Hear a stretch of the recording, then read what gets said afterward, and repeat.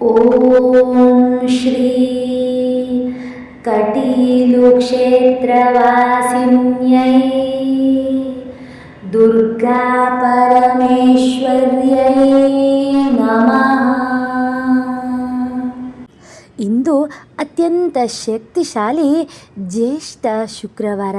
ಈ ದಿನ ಕಟೀಲು ದುರ್ಗಾ ಪರಮೇಶ್ವರಿಯ ಆರಾಧನೆಯನ್ನು ಮಾಡ್ತಾರೆ. ದುರ್ಗಾ ಪರಮೇಶ್ವರಿಯ ಆರಾಧನೆಯಿಂದ ಕುಟುಂಬದಲ್ಲಿ ನೆಮ್ಮದಿ ನೆಲೆಸುತ್ತೆ, ಸೌಭಾಗ್ಯವು ವೃದ್ಧಿಸುತ್ತೆ, ಪತಿ ಪತ್ನಿಯ ನಡುವಿನ ಸಂಬಂಧ ಗಟ್ಟಿಯಾಗತ್ತೆ, ಕುಟುಂಬಕ್ಕೆ ತಾಯಿಯ ರಕ್ಷಣಾ ಕವಚ ದೊರೆಯುತ್ತೆ ಅಂತ ಹೇಳ್ತಾರೆ. ಈ ದಿನ ತಾಯಿಯ ಆರಾಧನೆಯನ್ನು ಮಾಡಬೇಕು. ಈ ಮಾಸದಲ್ಲಿ ಈ ದುರ್ಗಾ ಪರಮೇಶ್ವರಿಯ ಕಥೆಯನ್ನು ಕೇಳೋದ್ರಿಂದ ತಾಯಿಯ ಮನಸ್ಸು ನಮ್ಮತ್ತ ವಾಲುತ್ತೆ ಅಂತ ಹೇಳ್ತಾರೆ. ಅಂತಹ ಅಪರೂಪದ ಶ್ರೇಷ್ಠವಾದಂತಹ ಸ್ಥಳ ಪುರಾಣ ಅಂದರೆ ಕಟೀಲಿನಲ್ಲಿ ದುರ್ಗಾ ಪರಮೇಶ್ವರಿಯು ನೆಲೆಸಿದಂತಹ ಭಕ್ತಿಪೂರ್ಣವಾದಂತಹ ಕಥೆಯನ್ನು ಈಗ ಕೇಳೋಣ. ತಡ ಮಾಡದೆ ಕಥೆಯನ್ನು ಶುರು ಮಾಡೋಣ. ಬಹಳ ಹಿಂದಿನ ಕಾಲದಲ್ಲಿ ಭೂಮಿಯಲ್ಲಿ ಅಸುರರ ಕಾಟ ಹೆಚ್ಚಾಗಿರುತ್ತೆ. ಅರುಣಾಸುರ ಎಂಬಂತಹ ರಾಕ್ಷಸನು ಕಠಿಣವಾದಂತಹ ತಪಸ್ಸನ್ನು ಮಾಡಿ ಅಪಾರ ಶಕ್ತಿಯನ್ನು ಪಡೆದುಕೊಂಡಿರ್ತಾನಂತೆ. ತನ್ನ ಬಲದಿಂದ ದೇವತೆಗಳನ್ನು, ಋಷಿಗಳನ್ನು, ಜನರನ್ನು ಕಾಡೋದಕ್ಕೆ ಪ್ರಾರಂಭ ಮಾಡ್ತಾನೆ. ಇದನ್ನು ನೋಡಿದಂತಹ ದೇವತೆಗಳೆಲ್ಲರೂ ಗುಂಪಾಗಿ ಮಾತಾಡೋಕ್ಕೆ ಶುರು ಮಾಡ್ತಾರೆ.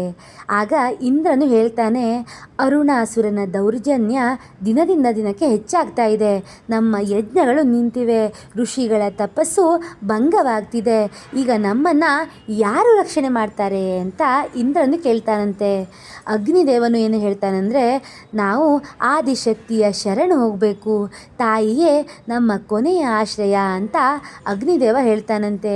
ಆಗ ಎಲ್ಲ ದೇವತೆಗಳು ಸೇರಿ ಮಹಾಶಕ್ತಿಯನ್ನು ಪ್ರಾರ್ಥನೆ ಮಾಡ್ತಾರಂತೆ. ಅಮ್ಮ ಜಗಜ್ಜನನಿ, ದುಷ್ಟರ ಸಂಹಾರಕ್ಕಾಗಿ ಅವತಾರವನ್ನು ತಾಳು, ಧರ್ಮವನ್ನು ಕಾಪಾಡು, ಅಧರ್ಮದ ಮುಷ್ಟಿಯಿಂದ ರಕ್ಷಣೆ ಮಾಡುವಂತ ಬೇಡಿಕೊಡ್ತಾರಂತೆ. ದೇವತೆಗಳ ಪ್ರಾರ್ಥನೆಗೆ ಓಗೊಟ್ಟಂತಹ ಆದಿಶಕ್ತಿ ಪ್ರತ್ಯಕ್ಷಳಾಗ್ತಾಳೆ. ಅವಳ ದಿವ್ಯ ಕಾಂತಿಯಿಂದ 3 ಲೋಕಗಳು ಪ್ರಕಾಶಮಾನವಾಗುತ್ತೆ. ದೇವಿ ಹೇಳ್ತಾಳೆ, ದೇವತೆಗಳೇ ಭಯಪಡಬೇಡಿ, ನಾನು ಧರ್ಮ ರಕ್ಷಣೆಗಾಗಿ ಅವತಾರವನ್ನು ಎತ್ತೇನೆ ಅಂತ ಹೇಳ್ತಾಳಂತೆ.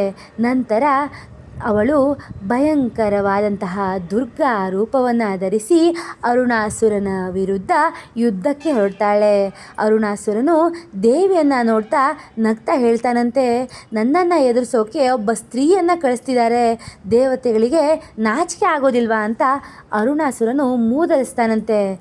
ಆಗ ದುರ್ಗೆಯು ಹೇಳ್ತಾಳಂತೆ, ಅಹಂಕಾರವೇ ನಿನ್ನ ಪತನಕ್ಕೆ ಕಾರಣವಾಗ್ತಿದೆ. ಧರ್ಮದ ವಿರುದ್ಧ ನಿಂತವನು ಎಷ್ಟೇ ಬಲಶಾಲಿಯಾಗಿದ್ದರೂ ಉಳಿಯೋದಿಲ್ಲ ಅಂತ ಹೇಳಿ ಯುದ್ಧವನ್ನು ಆರಂಭಿಸ್ತಾಳಂತೆ. ಅಸುರರು ಅನೇಕ ಮಾಯೆಗಳನ್ನು ಪ್ರದರ್ಶಿಸ್ತಾರೆ. ಪರ್ವತಗಳಷ್ಟು ದೊಡ್ಡ ಆಯುಧಗಳನ್ನು ಎಸೆತಾರೆ.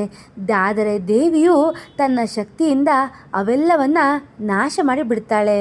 ಕೊನೆಗೆ ದೇವಿ ತನ್ನ ದಿವ್ಯ ಆಯುಧದಿಂದ ಅರುಣಾಸುರನನ್ನು ಸಂಹಾರ ಮಾಡ್ತಾಳಂತೆ. ಕೊನೆಯ ಕ್ಷಣದಲ್ಲಿ ಅರುಣಾಸುರನು ಹೇಳ್ತಾಳಂತೆ, ಅಮ್ಮ ಈಗ ನಿನ್ನ ಮಹಿಮೆ ನನಗೆ ತಿಳಿಯಿತು ಅಂತ ಹೇಳ್ತಾನಂತೆ. ಆಗ ತಾಯಿಯು ಕರುಣೆಯಿಂದ ಪಾಪ ಮಾಡಿದವರಿಗೂ ಕೊನೆಯ ಕ್ಷಣದಲ್ಲಿ ಜ್ಞಾನೋದಯವಾಗಬಹುದು ಅಂತ ಜಗತ್ತಿಗೆ ತಿಳಿಯುತ್ತಾಳೆ. ಹೀಗೆ ದುಷ್ಟನ ಸಂಹಾರವಾಗುತ್ತೆ. ಈ ರೀತಿಯಾಗಿ ತಾಯಿಯು ಭಕ್ತರ ಸಂಕಷ್ಟಗಳಿಗೆ ಓಗೊಟ್ಟು ಭಕ್ತರ ಕಷ್ಟಗಳಿಗೆ ಸ್ಪಂದಿಸ್ತಾಳೆ. ಎಂತಹ ಸಂದರ್ಭವಿದ್ದರೂ ತಾಯಿಯ ಕರುಣಾ ದೃಷ್ಟಿಯಿಂದ ಅವರು ಒಳ್ಳೆಯ ಸದ್ಗತಿಯನ್ನು ಹೊಂದ್ತಾರೆ. ತಾಯಿಯ ಆಶೀರ್ವಾದದಿಂದ ಎಲ್ಲವೂ ಶುಭವಾಗುತ್ತೆ ಅಂತ ಹೇಳಲಾಗುತ್ತೆ. ಈ ರೀತಿಯಾಗಿ ದುರ್ಗಾ ಪರಮೇಶ್ವರಿಯು ರಾಕ್ಷಸರನ್ನು ಸಂಹರಿಸಿ ದೇವತೆಗಳನ್ನು, ಮನುಷ್ಯರನ್ನು, ಸರ್ವ ಗಣಗಳನ್ನು ರಕ್ಷಣೆ ಮಾಡ್ತಾಳೆ. ಎಲ್ಲ ಭಯ ಭೀತಿಯಿಂದ ಜಗತ್ತನ್ನು ಸಂರಕ್ಷಿಸ್ತಾಳೆ. ಇಂತಹ ತಾಯಿಯ ಮಹಿಮೆಯ ಕಥೆಯನ್ನು ಕೇಳಿ ಆಯಿತು. ಈಗ ತಾಯಿಯ ಮಂತ್ರದ ಪಾರಾಯಣವನ್ನು ಕೂಡ ನಾವು ಕೇಳೋಣ. ಭಕ್ತಿಯಿಂದ ಶ್ರದ್ಧೆಯಿಂದ ನೀವು ಕೇಳುತ್ತಾ ತಾಯಿಯ ಕೃಪೆಗೆ ಪಾತ್ರರಾಗಿ. ಓಂ ಶ್ರೀ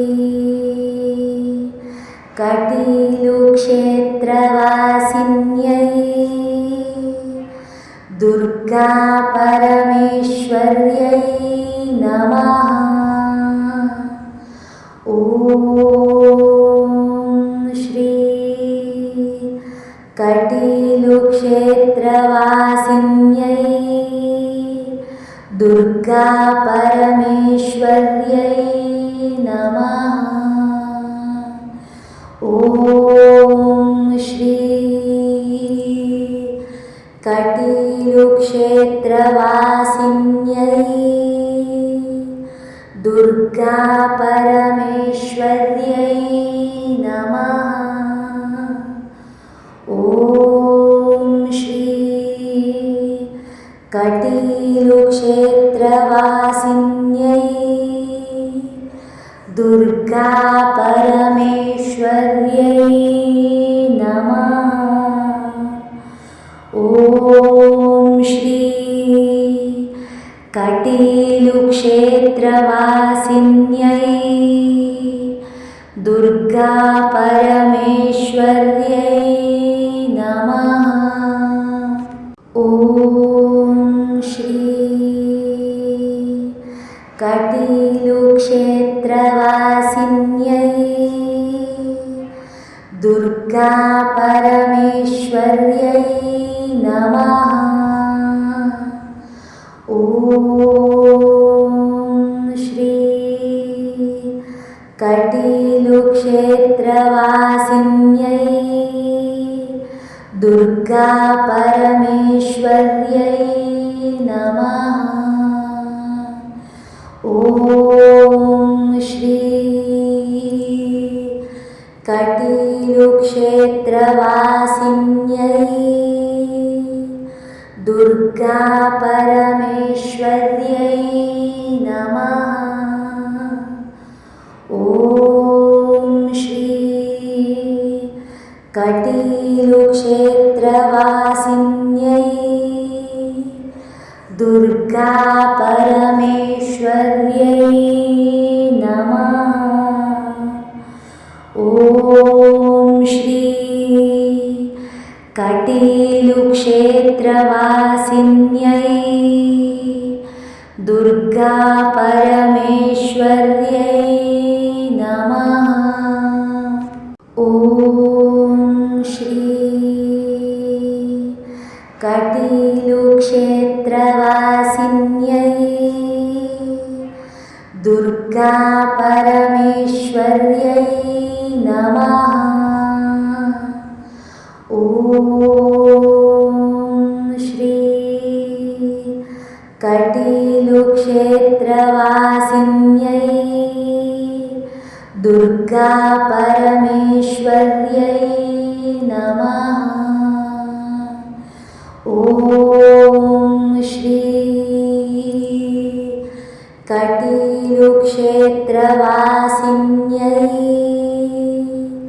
दुर्गापरमेश्वर्यै नमः। ॐ श्री कटीलुक्षेत्रवासिन्यै दुर्गापरमेश्वर्यै नमः। ॐ श्री कटीलुक्षेत्रवासिन्यै दुर्गापरमेश्वर्यै नमः। ॐ श्री कटीलुक्षेत्रवासिन्यै दुर्गापरमेश्वर्यै नमः। ॐ श्री कटीलुक्षेत्रवासिन्यै दुर्गापरमेश्वर्यै नमः। ॐ श्री कटीलुक्षेत्रवासिन्यै